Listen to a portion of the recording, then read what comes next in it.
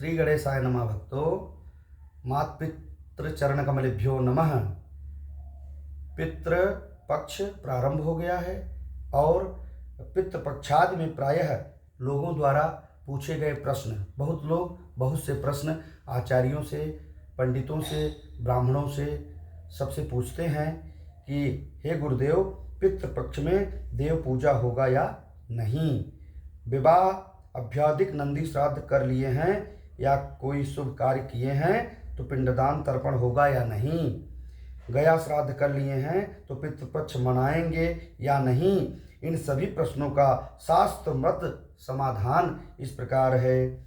महालये गए गया श्राद्धे माता पित्रोर्मेते हनि कृतोद्वाहोस्पि कुर्वीत पिंडदानम यथा विधि। महालय गया श्राद्ध और माता पिता का मरण दिन, इनमें विवाह करके भी पिंडदान विधिपूर्वक करें। तीर्थे तिथि विशेषे च गयायां प्रेत पक्षकैः निषिद्धेऽस्पि दिने कुर्यार्तिलयस्तार्पणमाचरेत्। तीर्थ में पितृयज्ञ और महालय में विवाह करने पर भी तिल तर्पण सदा करना चाहिए। गया श्राद्ध करने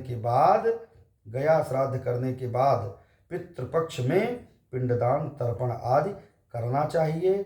इनका निषेध कहीं नहीं है। हाँ, बद्री क्षेत्र में ब्रह्म कपाली पर पिंडदान करने के बाद अन्य कहीं भी पिंडदान नहीं होता है। पितृपक्ष में देव पूजा का कहीं भी निषेध नहीं है। पितृपक्ष में जो भ्रांतियां लोग फैलाए हुए हैं कि पितृपक्ष में देव पूजा, भगवान की पूजा नहीं की जाती है, ये भ्रांतियां से बचिए आप लोग। और जितना ही पितरों की पूजा की जाती है उससे कई गुना ज़्यादा भगवान की पूजा की जाती है। और पितृपक्ष में देव पूजा कहीं वर्जित नहीं है। देव कर्म के बाद पितृकर्म होना चाहिए।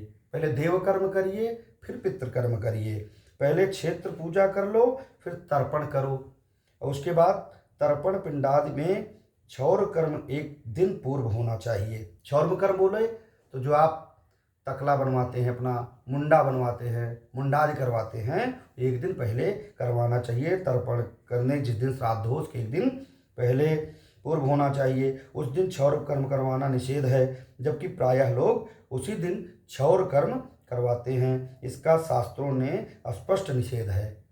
जब श्राद्ध, जिस दिन श्राद्ध हो उसके एक दिन पहले कराना चाहिए। और हाँ, ध्यान दें, पितृपक्ष के नाम पर अनेक अशास्त्रीय भ्रांतियां भी प्रचलित हैं। पितृपक्ष में दैनिक पूजा अनुष्ठान का निषेध, और पितृपक्ष में नवीन सामग्री कथा विक्रय निषेध, क्रय विक्रय निषेध, कथा वगैरह नहीं होगी। हल्दी तेल मसाला निषेध। कृपया इस पाखंड का विरोध करें और इस भ्रांतियों से बचें। राधे राधे। जय जय श्री राम।